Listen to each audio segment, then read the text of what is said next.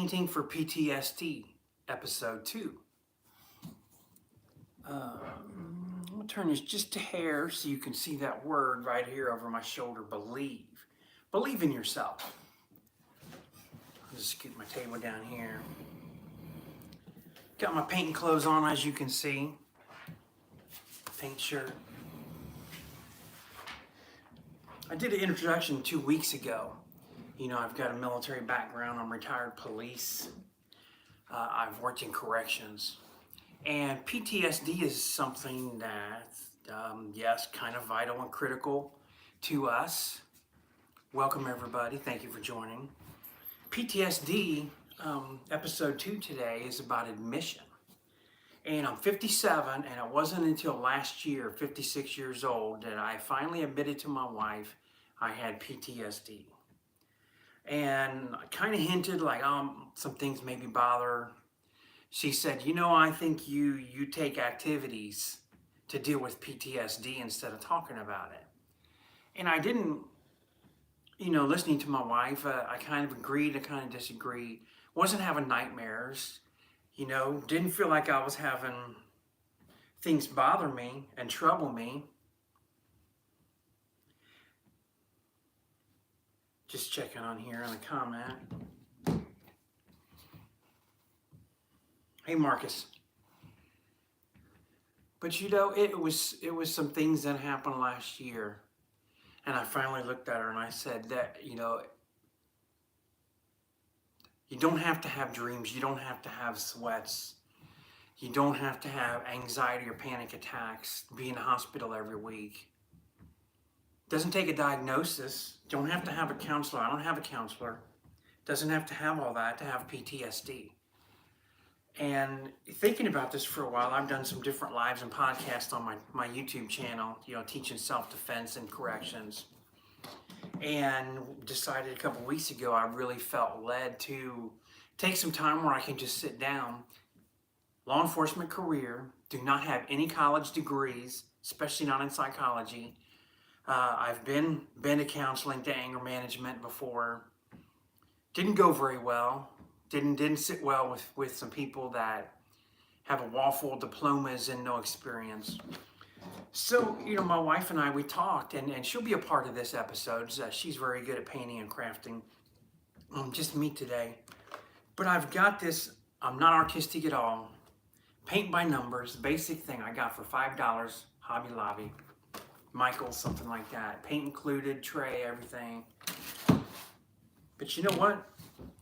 I just want to just take a little bit of time here and there, every week, once or twice a week, half an hour, just depending on some comments and participation, and just get people to, and it's hard. Yeah, see, I got a knife right here. My life has always had guns and knives by my side, and I only got this to open the package up with, which I just didn't open it. But to put down weapons for once in my life and pick up something and do something different.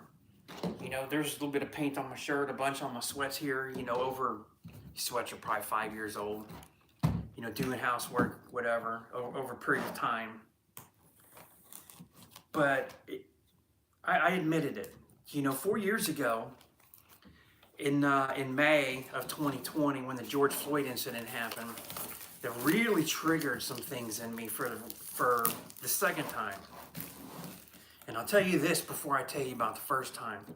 It really triggered stuff because watching that, and I'm a social media person on some different outlets and that, I've got a YouTube channel, you see, that Derek Chauvin was absolutely wrong.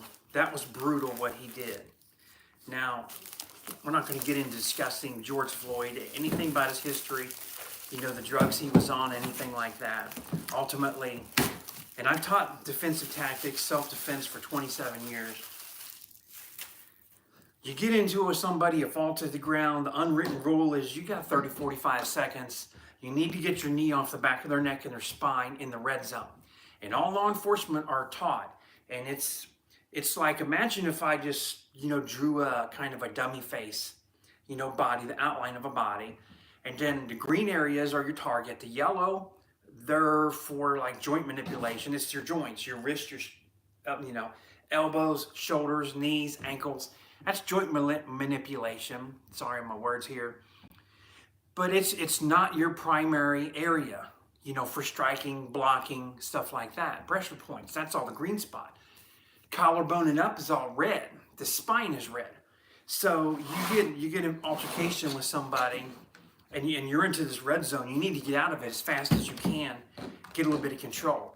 So when George Floyd, he was resisting getting in the car. Many techniques I've used, won't talk about it now, to get people in the car refused. Same thing as that. Never did I throw them on the ground and put my knee in the back of their neck. Never did that. So when they went down there, that was their first mistake. And that caused me like, hello, what did I just see kind of moment here. Talking about Derek Chauvin and George Floyd incident. Then he gets to the ground, I'm like, oh, honey, man, that knee's in a bad spot. And then he doesn't move it. And, 8.5 minutes go by and you know the rest of the story. And I called a lawyer friend who's also a congressman here in Kentucky. And I said, we're same age, my career in law enforcement here, his career in law, same time frame. I said, I feel like everything we've done has just went to crap. And he said, I do too. Thank you all for joining. PTSD, episode 2, admission is what I'm talking about. And we talked, and he gave me an instruction. He said, get a notebook, write down on each line everything that you know. And he says, well, first, what bothers you? And I said, this is like corruption, because he knows better. He's an 18-year-old veteran.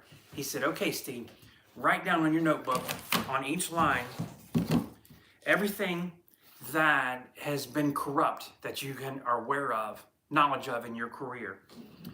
So I write down and I turn the page and I write all the way down. It's like 26 lines on each side, 52 lines. I call him back in less than 5 minutes. And he said, are you done? And I said, no, I have to quit. I said, because I'm about to panic and just jump over the couch and down the rail and out the front door right now.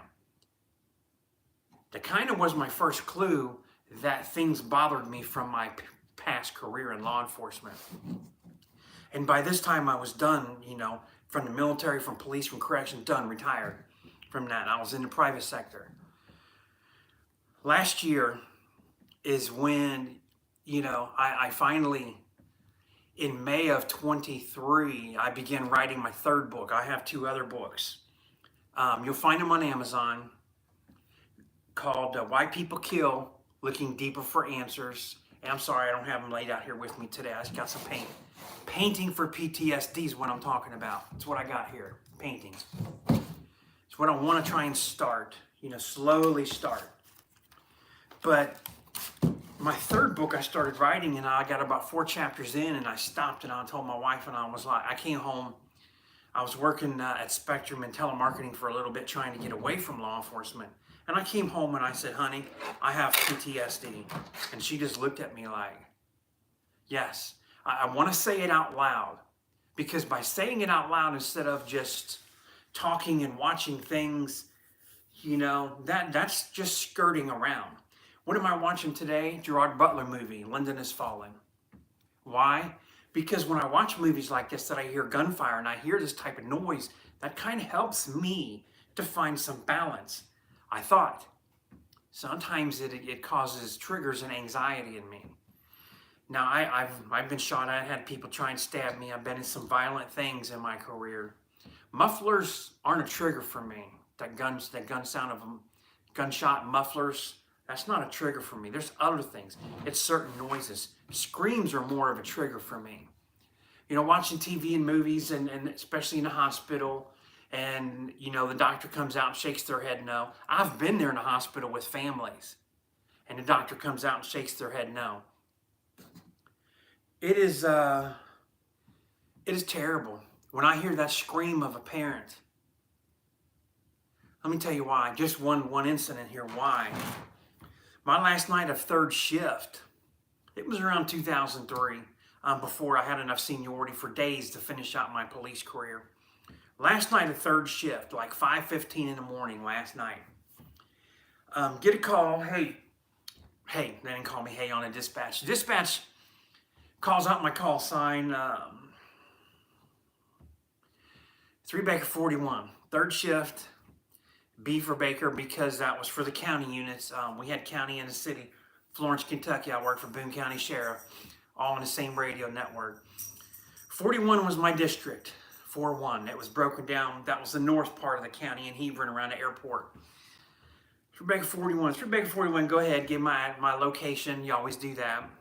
Check on a possible single car versus tree. Give me a location on Petersburg Road, west of 237. 10-4 en route. So I'm headed down there, you know. There's not much traffic, a little bit of work traffic. You know, I got lights and siren going just in case of emergency, you know. Anything life-threatening, serious injury, whatever. I get down there. Smoke. I see the smoke first. I see a big tree. I see a car into the tree. And I'm going to use well, it's not a good example. It's too dark. I'm going to say this is the car and my knife here is the tree.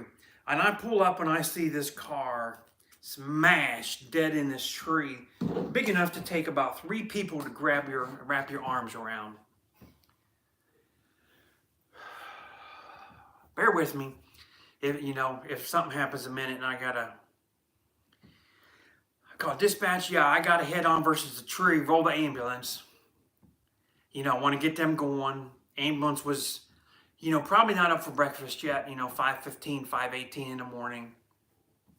I've been to many, many bad car accidents at this point in my career. A lot of fatal car wrecks, a lot of bad stuff. I get up there with my flashlight, I'm walking around looking. One person behind the wheel, covered in blood, steering wheel broke, body all beat up. Have my gloves on because like a seasoned veteran, you can deploy and jump out of your cruiser and get up to a car wreck with your, get your gloves on, your flashlight in your hand, And I get up there and look, I'm checking the pulse, get my radio over here with my left hand. I didn't wear a shoulder mic, that was a safety hazard. So I get my portable up, I'm like this, dispatch, I need the accident unit and a supervisor. We had accident reconstruction teams. So everybody knows when you say that, you got a fatality. So then the next thing dispatch knows is I'm going to go to channel 2, our secondary channel. That's where you run inquiries and you say everything. I can give a code 1042, which means disable repeater. I went around the passenger side, doors unlocked, found a purse, found the ID. So I'm on channel 2, 1042. And they're like, go ahead, we're 1042. The repeater's disabled. That way the signal's not transmitting and receiving. There's not a loop. It breaks that loop because they're on 2 different frequencies. And I says, I got a fatality, a single female, copied the address. The driver's license number. I'm sorry. Didn't take very long because they run this, they weren't busy. Call here ASAP. Cell phone's in my pocket to get my cell phone out. I took my gloves off, because I checked the pulse, had blood. So I did, the safe thing, roll like this, get my gloves off, safe way they teach you. My hands are clean and sterile. Call them on the phone like this, dispatch says, and they said, are you sure that's her? And I said, the hairstyle kind of matches the driver's license, height and weight, I'm pretty sure. The dispatcher tells me, I know the family. She was the valedictorian last night, and she's the only child. And I'm like, are you kidding me? I'm like in my head, I'd already been praying a little bit, being a Christian police officer. And I'm praying, and I said, okay, I need supervisor, which was Charlie. No last names here. I said, tell Charlie I'm going to need a chaplain. I said, and notify the sheriff right away, because the sheriff was one of I think he was the linebacker coach, defensive coordinator kind of thing for the high school football team. I said, I need him ASAP. We're going to need some people to go over for notification. 10-4, here comes my lieutenant real quick up here, and then I explain everything. And he was like, I'm like, Charlie, only child. Last night, graduation, it was going to be that night to give the speech, partying the night before. She had been drinking.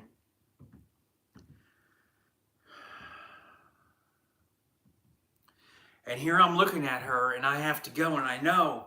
And he is like, he looked at me, and I said, no, I got to do it. I said, it's my job. You know, I've done more than anybody on shift. I'm senior guy. I'll go make notification. I just want to have a chaplain. If a sheriff wants anybody to come, him or less, anybody, you know, with me, we'll coordinate, we'll meet down and we'll go do it. And it turns out they didn't. The sheriff said, he said, no. He called me on my cell phone. He said, Steve, you got this? And I said, yes, sir, I do. I said, me and the Lord and the chaplain, we're going to say a prayer and then we're going to do it. He said, okay. He said, I'm going to be in touch with the family in a little bit. So took care of my scene. Another officer came, took over. I had my information, you know, one person had the driver's license, vehicle, everything I knew. Talked to the homeowners inside. I said, look, there's going to be a lot of stuff happening out here. You know, I can't tell you who it is. I need to go notify family first, especially before the news comes, because they know. So my Lieutenant Charlie and I, we go over to the house. You know what it's like to knock on somebody's house at like 5:35, 5:45 in the morning? And, you know, you have teenagers, and I've got 3 children. And at the time that this happened, you know, I had 2 tiny ones, and, well, no, I didn't actually. This is before the other 2 were born. I just had one that was about 4 or 5. And I had to go make notification, and this is the thing that bothers me, and I'm already tearing up. And I knock on the door, and knocking. People come, they pull the blinds, they look out, and they see a police car in the driveway early in the morning. And then I hear this yelling. She yelled for a husband, and he come, and there's people in their pajamas come to the door. And when you're a police officer and you go knock on a door and you're telling somebody, you're about to tell them somebody has passed away. And there's nothing, almost nothing more worse than this, unless it's a child, an infant. But this was a high school senior, was a child. Compared to my age, it was a child. And the tears started to come. And the chaplain, he'd been on a couple, but he had not done like 50 like I had. And I look at them and I said, you know, are you Mr. and Mrs. So-and-so? Yes. You have a daughter named something. And she just let out this curdling scream you could hear for miles. And that scream is what I hear on TV. And every time I hear this, just tears come down. And my wife will look at me and she'll lean over and hug me. And I had to tell them that their only child who was given the valedictorian speech and had a full scholarship to the college or university of her choosing was involved in a single car accident, and she did not survive the accident.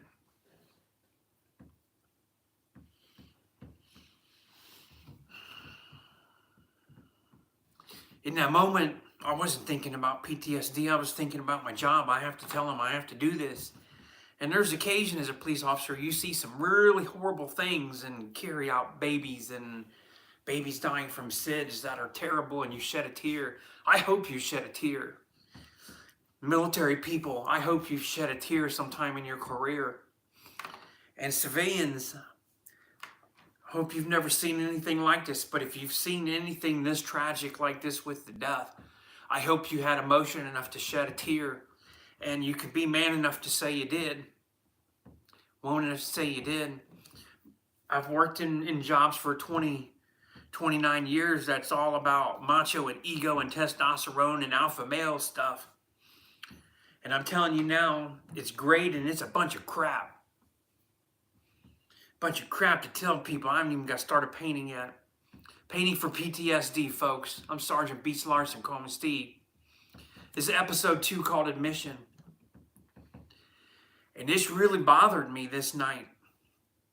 Really bothered me to have to tell them, because having a child at 4, and, you know, my wife was in a bad car wreck, and we were told we couldn't have any more kids, and I'm thinking, man, I only have 1 child. This could be me. When my daughter was 2, my wife, in the rain, a car hydroplane crashed in a bridge, totaled the car.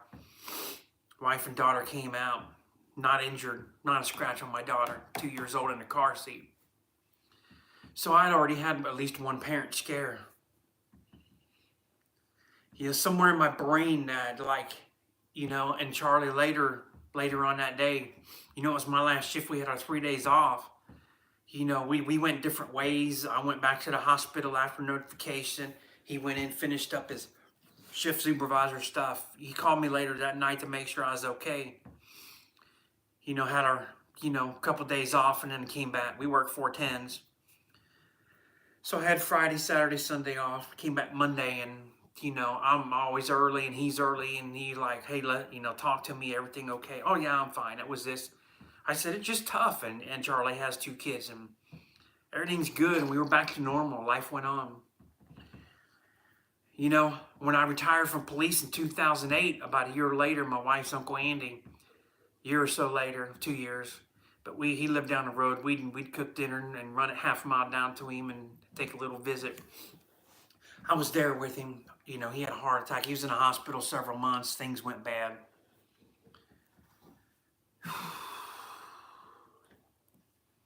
Thanks for joining, everybody.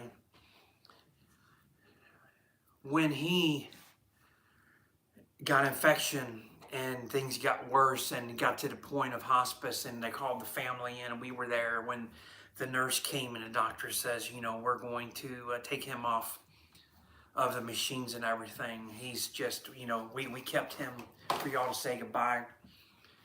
And we stood there and we watched, and I've held people in my arms. I've done CPR 6 times and only 1 of them have survived. I've done with a defibrillator, I've done CPR 18 times, shocked 6 people. I've only had 1 defibrillator success and 1 CPR, that was of a baby, success.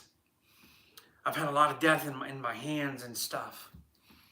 Not at my fault, at to others. And when he passed, I'm telling you, and I'm going to talk about this in a different, different episode of podcast for those in first responders types. But all of the emotion that I've had starting from 18 years old when I graduated high school in 1985 until retiring from police in 2008.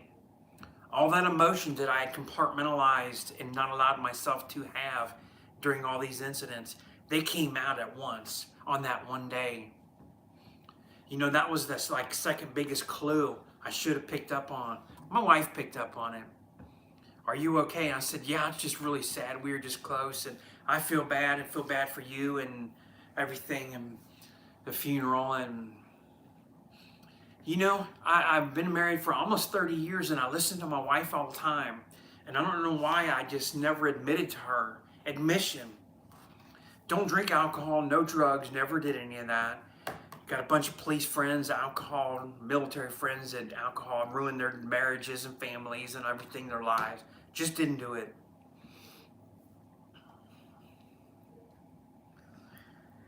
Got 2 friends that committed suicide due to alcohol and drugs. 2 that overdosed due to stress and bad stuff and PTSD and not handling things in strict situations. That's why I'm here for you. That's why I'm here. Post some comments to me, folks. Post some comments. If you've got PTSD, a lot of people, their YouTube is not their real name. It's under different names. Post a comment. Tell me that you've got PTSD. Tell me that you might. Tell me that you've admitted to, share with us. I'm not a psychiatrist or psychologist. I'm not going to try and give you 5-step, 10-step everything. I'm not doing that. I'm just here. I'm just here to talk. This helps. This helps me. Doing some crafting things with my wife. Doing some things that don't involve a gun and a knife and violence. I've got to do this to get my mind to go. Writing my 3rd book last year. I didn't tell you why people kill. It's about serial killers. Why people kill, looking deeper for answers. And I have a partner, Timothy Amdahl. The first book we wrote is called Officer Perception, Surviving Danger. And it's about things aren't always how they appear. They're both on Amazon. Go, go, go. Thank you. Thank you. Good to hear you again. And hey, go, go, go. and anybody that you know that could benefit. And I'm not on a regular schedule with this yet. And I'll do some posting, but everybody please subscribe to my channel. And the next time, I just finished some things and just felt like today, I got to sit down and talk. I'm having a good day. A lot of things going on. Found out last week after a week in the hospital, I've got the thickening of the dura mater. It's the layer that surrounds and protects the actual brain. And the thickening of that is bad because it causes migraines and headaches, problems with the head, the memory, confusion, dizziness, disorientation, and just I have a lot of bad days. And today's a good day, and I thought, as I begin this, it's going to be a continual podcast, Painting for PTSD. It's just to let people talk. And I've done some other lives, several lives, and talk about different things. And one of them was called PTSD. But I've had people admit that they were kidnapped. They've been human trafficked. One lady told me she was kidnapped and kept for 10 years before she escaped. People that's talked about being sexually assaulted, men and women being assaulted as adults, as teenagers, as children. People just be comfortable, just share. Sometimes just talking about it, just say something. Go is not her real name. We don't know her real name. I never know her real name. I've just seen this from different shows. But somebody that has a name like that, has a name called race card, and come on there and say, hey, I was molested as a child. I've suffered, and sometimes the comments that you make is going to help other people. It's going to really help other people, and that's what I'm here for. So thank you for joining. I'm going to keep talking a little bit. Jonathan, the Christian. Thank you for subscribing. I'm a Christian too, Jonathan. My dad was a preacher. He's retired. My mom was a school teacher. So I was raised to help people. I wasn't raised to kill people. I wasn't raised to be bad. I was raised to help. And in a part, I've done a lot of teaching in law enforcement of self-defense and classroom stuff. I was a part of our Citizens Academy, and teaching those. You all have heard about that. It's been around 20 years or so. So I've done a lot of talking and listening. I like to talk. I'm comfortable talking. I've just experienced a lot of things. And, I'm going to give a statistic here really quick for you. 1997, from September 1 until the end of the year, 3 months, September, October, November, December. That's 4 months, sorry. This bothers me what I'm about to tell you. In 4 months' time, I was a part of a heroin task force here in Boone County. And this task force was targeting the heroin coming to our youth, our young people, teenagers, high school, heroin and high school problems. And I was working with school resource officer stuff and police people, kind of as a joint thing. Not undercover though, but I was trained. I got some trained to deal with this emergency stuff. I'd already been through some drug classes as a drug investigator. In those 4 months in 1997, I looked down at 17 teenagers, high school kids that had overdosed from heroin. I went into a trailer one day, got a call, checked the welfare. Kids are supposed to have a sleepover. And I get here for the sleepover, knock on the door's unlocked. I'm there with another officer, two-man call, obviously, check the welfare. I open the door, and you know what we found? 4 teenagers laying on the ground, arms tied off, syringes in here. 4 dead teenagers, no parents around. A couch in there. Parents were, who knows where. It was basically, I don't know if they just whatever, in jail, in and out. They didn't come home, truck drive, I don't know what was going on. No adults were around. We had a difficult time identifying and finding family and getting them there. 4 teenagers with heroin syringes in their arm. During this same 4-month period, I went to 15 fatal car wrecks. This period is very critical because during this 4-month period is when my first daughter was born. And I even took 2 weeks time off during this time period.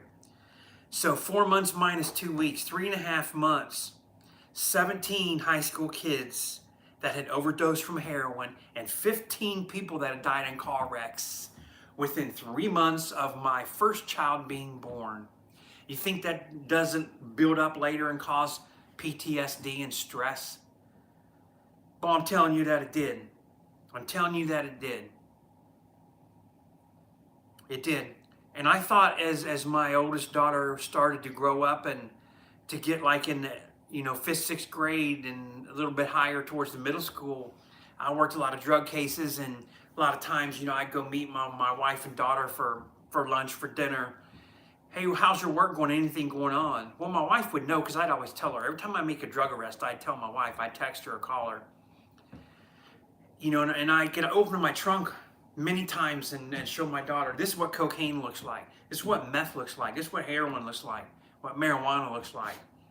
Trying to show her. So, and we did all this parental drugs are bad and teaching them to stay away from this. I thought I was doing my part in teaching all this. But man, you can never have enough education. You can never do enough part as a parent to teach about this. Yeah, my daughter her senior year in high school up in Michigan, guess what? First month, I think, of school, there was 5 or 6 suicides in her first month as a senior in high school. You think she's never going to forget that year? No. She's in nursing now, but she's never going to forget that year. She ain't going to forget that year. I haven't even started painted yet. You know what? I'm not a painter. I'm not a very good crafter. I'm a great partner, helper. But I got this paint by number set. It's a picture right here. Actually, I've got to unfold, and I might get started and get a paper started here. And I forgot what I did with my. Here it is. One of these things. Hopefully, this is the blown up view of what I'm doing, and it's not. So, folks, this is the picture that I'm working on. Let me angle it down here. I'm just going to look at this pictures, and I'm going to work on this, and it's going to take me a while, and I'm going to paint it. One color at a time. I don't know anything about shading. I meant to Google it, but this was kind of spontaneous today. Like I said, going on in my head, just feeling a little bit better. I'm going to do this. I do have a spoiler alert for you. For those that are watching here, I'm going to have, as I start to do this and I get announcing and things get more along, and Jonathan, everybody subscribed is going to have details of this. Subscribers are going to come first. But everybody viewing in and catching part of this, and I hope who's watching, at this point still, there's 11 people on, thanks.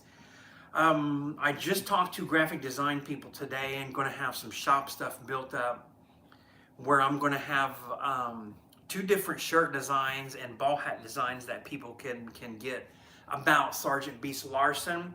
And secondly, one is going to be just painting for PTSD. So you don't have to have Beast name on your clothes or anything, my name or anything like that.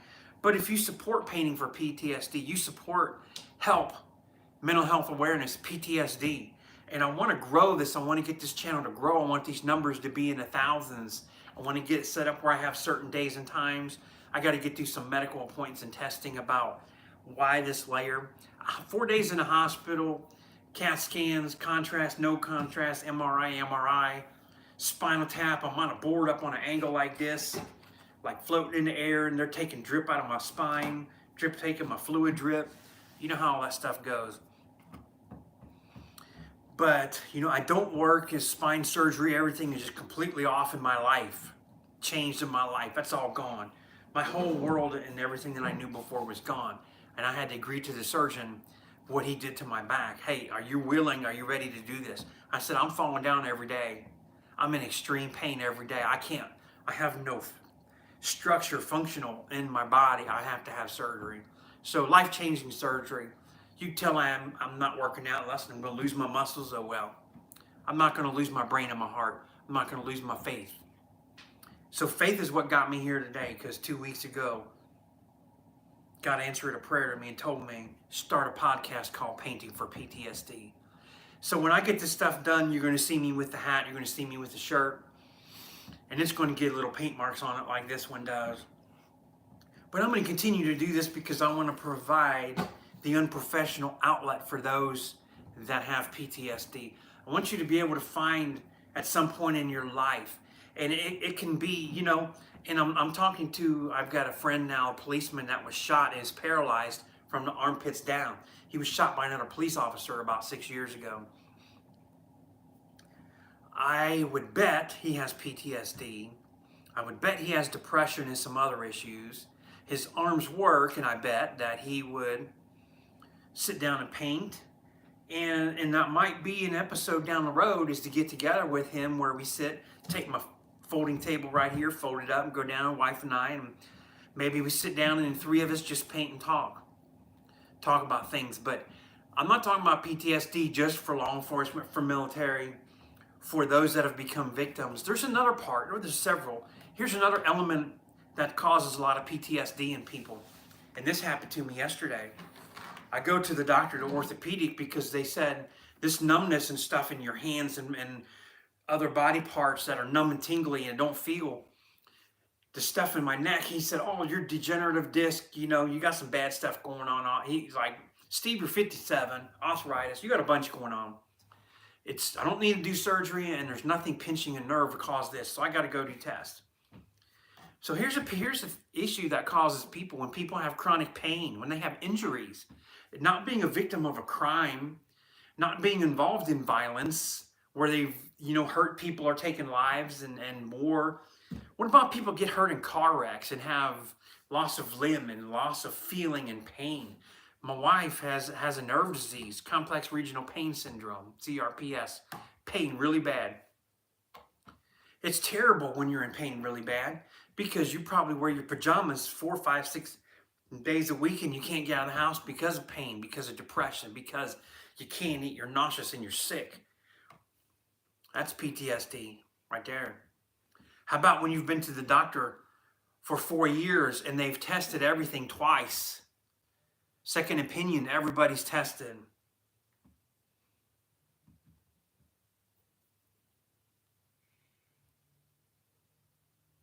Thank you for that comment, Go-Go. Thank you. You have stuff tested twice. 4 years go by, 5 years go by. What about 8 years go by, no diagnosis? And then you think that there's hope, and you've Googled on your phone and you find something new and you get an appointment, and 3 months later you get to go to that appointment and you're not feeling your best.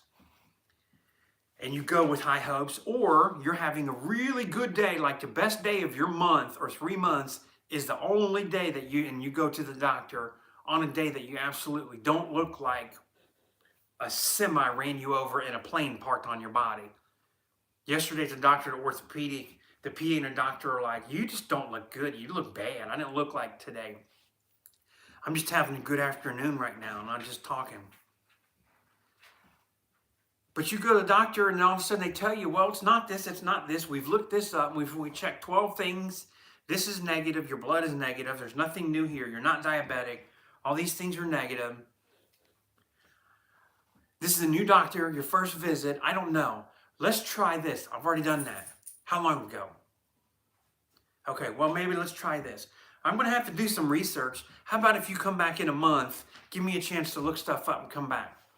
How many times do you leave a doctor's appointment and your answer is a big goose egg? And you go home, you're frustrated. You go home, you get your pajamas on, you get out your heating pad, whatever. You get the house quiet, you get it dark, you turn the TV on, you put your favorite movie on. You lay there, many times lay there, my wife will cry. I sit there and hold her. Honey, let's just close our eyes. Let's just put on something, don't have some noise. We'll fall asleep, try and make her feel better. You just can't. How do you help people? How do you help people that get that rejection from the doctors and get no medical help? This brings out another point. This may be like my 5th point I'm bringing out, talking about PTSD. Thanks for being with me. Thanks for listening and getting with us here. And up until last couple years, I was very healthy 4 years ago. I got sponsored at 53 by a nutrition company's over 50 athlete. Got sponsored by them. Great shape, great health. My wife has been dealing with nerves and disc problems, and this for 30 years, our whole marriage. So here's another part of PTSD. If you're a caregiver, you're support, and you're the one, I'm like the one driving. I would run around the house. I'm doing the laundry. I'm everything for her, trying to cook for her. I'm trying to help her, and I'm hearing this rejection to her. I'm seeing this, and she's even been through a medical malpractice situation years ago. Doctor mistreat her and everything. So I'm not hurting physically, I'm hurting mentally, I'm angry. No, I did not go hurt the doctor or anybody. Somebody asked me that before. But I'm supporting her, my love and support for her unconditionally. That PTSD for both of us. So folks, there's a lot of people in a huge variety of incidents and types and words. And the reason I say this, there's a large number, more than 10 reasons somebody's going to have PTSD. And you've heard that word, let's break the stigmatism. How about let's communicate? Let's look at that wall. I looked at that wall for 56 years of my life before I finally told my wife eye to eye, I have PTSD. I looked at that wall. So it is it's a challenge. It's hard to break down barriers. Folks, Steve right here, I'm not going to knock a hole in that wall for you to get through it. But I'll stand at the bottom and look up with you, and we'll look as we do things. There might be days I'm painting, I'm helping my wife, she's crafting. I might just be the one getting glue, getting this, getting off, running, back and forth off screen or something.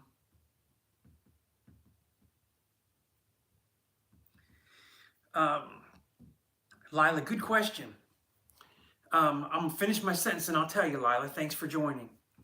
I might be the one to help her, but it's about, I'm using crafting and painting and anything to do with my hands, creative, building, constructing, designing. I might be taking something apart to fix it, something like that. Walls up from bad. Thank you, go, go, go. Lila, here's the answer. Here's the reason we're here painting for PTSD. Why? Because I've spent 29 years, Lila, carrying a gun and weapons and been in violence. And last year I finally admitted at age 56, 1 year ago when I was writing my third book, that I have PTSD. Clues were along the way. So what does painting do? I want something for two things, Lila, that I can do different, that I can do with others through this live. So folks, you could be at home, Lila, you can get out a pencil and a paper right now. Get out a pencil and paper. And even if you're like me and you draw a stick figure to just here, and we're going to have people sharing stories. I talked about a story here a little bit ago as a policeman about a fatal car wreck, notifying parents that their only child, who was to give a valedictorian speech that night, I found her car crashed in a tree. She was drunk and she was deceased. So I'm talking about some things in my life. I've got some friends, and I didn't tell them I was doing this. It wasn't planned, like I said.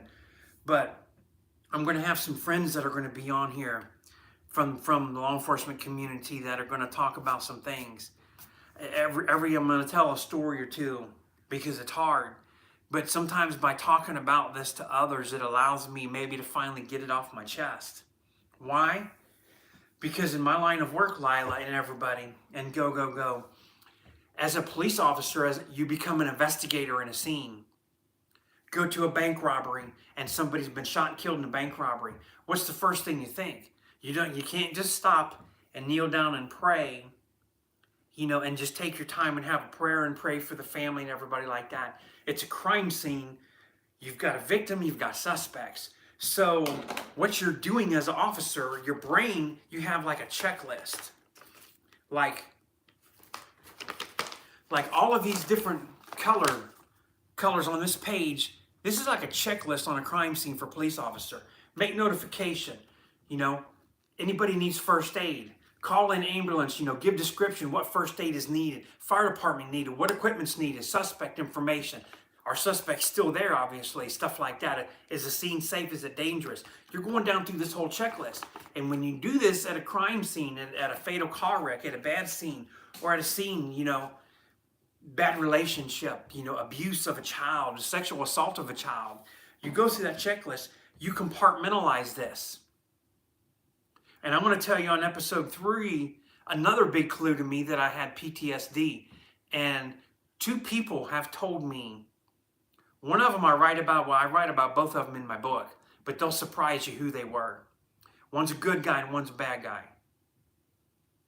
But 2 people told me I had PTSD when I explained to them stuff about what I wanted to do about this book. I compartmentalized some things, so even though I'm on the scene and I'm praying, God help me, and, being a Christian, praying for the safety of others, safety of my coworkers, as we investigate this and maybe make apprehension or a police chase or whatever.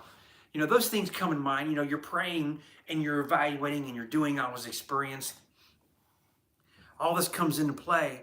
So when the scene is done, you've got a bunch of notes, probably a sketch, pictures from your camera, your cell phone that you'll take and download and put into evidence. You've got all this checklist, things that are going on. You've got to log anybody in and out of the crime scene, witness statements, everything like this, notifications, et cetera, et cetera, et cetera. You get done, all of a sudden you go home, you come into the door, I may have told my wife, hey, I'm over here at the scene of bank robbery, somebody got shot, whatever. And you get home and you're ready to talk about it to the one person that's ready to listen, but it's dinner time, the kids are right there, things are going on. Daddy, this is what happened in school. This is what happened. And then all of a sudden I'm listening to my kids, I'm not talking about it. And then we have dinner. And then, can you do this for me, honey? Can you help me? Can you carry this in the basement? Can you help me clean the kitchen up real quick? Sure. Oh, we need to run over and do this. We have to get this for so-and-so for school. So all of a sudden it happens, and then we're laying in bed. And then I don't want to say details about this before we go to bed, and, I don't want her having nightmares. You see where I'm going at, Lila? That's the reason. Great question. Thank you. It never got talked about. That day never got talked about. The day my police friend was taken hostage in a bank. My wife and I, we talked about that for a little bit. More than the others, that was a different. I did training for new officers, 2 new officers. Go to the academy, come back, do some more training with them. In the first 6 months, they were both taken hostage in a house. One of them stayed with the department, the other one left within a year. The tips that I gave them, information I gave them, provided for them, they said was very helpful in their confidence and ability. They could handle this, that they could protect the family in the house, number 1. They could protect themselves, each other, number 2, come out of this okay and alive, and have a good positive ending in this situation.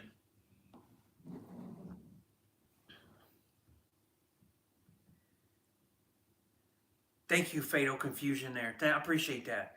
Yeah, it's an endeavor. And I've mentioned my wife being on the show with me here in the future, and Fatal Confusion, and here's the reason. I've been with my wife 30 years. Guess what? I was on the police department, a SWAT guy, and I was doing the tryouts. I'd already been through team leader school, and I was doing tryouts to be a sniper when I met my wife. She has known me to be that person her whole 30 years we've been together. 30 and a half years. Got our 30th anniversary coming up here soon. 30 years, folks. Somebody give me a high five. Give me a heart. So by my wife being here and doing crafts and painting and stuff with me, you're going to get to hear, sometimes she's not on camera, but you'll get to hear some things from her as I'm talking. Some shocking things that I've told her, and kind of, her being my wife and my best friend, kind of how she dealt with things on her end, how she listened, how she talked, how she gave advice. And she knew, I was always truthful and honest with her, but she knew that there's a couple things, admitting something is hard. We never had problems in our marriage. The only thing that it was hard for me to ever admit to her was that I had PTSD. I'm not a bad person, I'm a Christian person. Had great, honorable marriage. But she knew that would be something that she would have to look up that wall with me. She would have to hold my hand and know that it would take her on one side and Jesus on the other side, and a lot of prayer to get me to that point. Thank you, Go Go Go, for the hearts. To get me to look up at that wall and actually try and climb that wall, peek my eye over, which is thinking in my brain that I might have PTSD, formulating, remembering, making 1 + 1 + 1 is 3, and the end result of that is finally climbing over that wall and dropping down and joining those on the other side that say, we have PTSD, Steve. And I joined and I said, yes, I have that. And I'm not afraid of that. And honestly, for a while, it's an ego thing. It's that alpha male, like I said, in law enforcement kind of community. You don't want to admit you got PTSD. You don't want to admit anything's ever bothered you in the career. You have to have this macho, tough ego, like, nothing ever bothers me. I can see worse things in the world. Yeah. How about carrying out a 1-month-old and a 3-month-old baby on different days? Both of those days bothered me, and I'll talk about them later in other episodes. I delivered my first daughter. I helped. I was right down there. The doctor right by my side. She's like, you've been police, whatever I asked. And I said, can I help pull her out as long as everything's okay? And she said yes. And I helped deliver my first daughter. So I've been on that end of the joy of the world, and I've been on the end of the sadness in the world of notifications about baby and having to carry a baby. I zipped up in a body bag and had to carry out to my cruiser.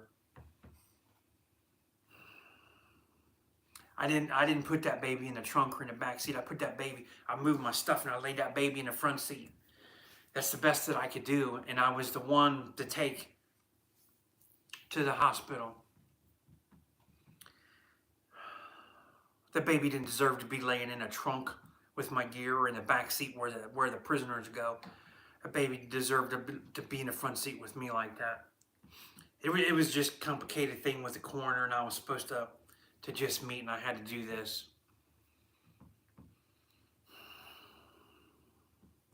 That's the reason for this podcast, everybody. I'm ready. I'm ready in here right now. I need to take a break. So it's been 53 minutes. Thank you. I did take the plastic off. I did discover that this little palette thing didn't come out. Didn't open the paint. I do have water. Oh, I did pop it out. I don't know what I'm thinking. I'll get it out and I will get the brush wet with a color, and I will start next week my picture.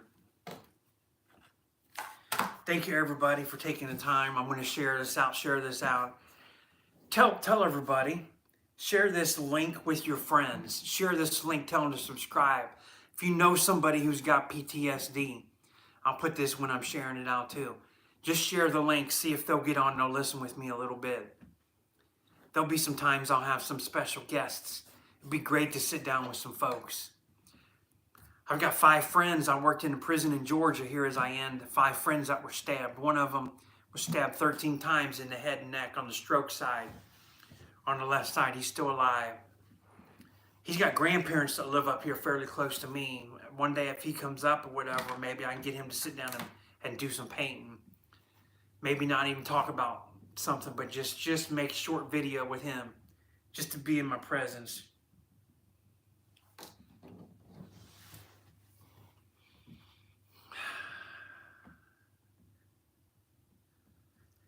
Thank you, Go-Go. Share this. We're going to come back. Christmas is next Wednesday. I want to do another show before Christmas because I know this is the time of year, and I know what happens around Christmas Eve and Christmas Day. You know, I've got a friend that lost somebody recently, and it's going to be tough. So I'm planning to have another show, maybe a short one, get some things going and do this before the holidays. That's my plan. If not, I wish everybody a Merry Christmas. Today is December the 19th, 2024. Before I get done, go, you're subscribed to me, correct? Can you tell me that? Because I'm gonna post a picture here in the next few days. What you gave me a suggestion, I'm going back here. What you told me a suggestion for a logo is almost exactly what I've done, oddly enough. Great minds think alike. But I have a design already, and it's really similar to what you said. I talked to the graphics people today. I just have to go back, upload it for them, and then they're going to get that going. But I'd like to have that here real soon. But so share, everybody. Have a Merry Christmas. Thanks for listening. Thanks for being my de-stressor. Because even though I'm looking at myself, the camera here on the tablet, I know that they're out there. I see numbers changing. I see numbers being on. I see likes. I see things. So I know I want to touch people's lives. This is going to be my calling, because physically I'm not that protector anymore. I've passed the buck to the next generation. But I won't give up on the fight. I won't give up, because unfortunately I'm going to have many more friends come across some bad days and trauma in their life, and more people in groups that I see and post, and I'll be here to be able to help them. Have a good night, everybody. Thanks for watching. Thank you for being my ear in the half of the communication. This is Sergeant Beast Larson. See you next time.